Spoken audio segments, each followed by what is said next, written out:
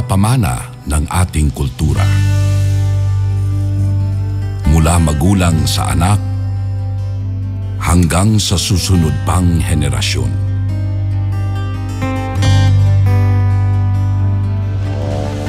Sa paglipas ng panahon, sa tahanan at sa ating pakikitungo sa kapwa, nabubuo ang mga katangiang ating pinahahalagahan.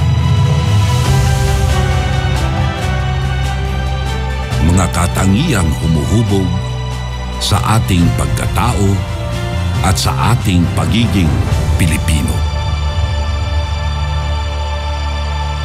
Mga kababayan, ang pambansang awit ng Pilipinas.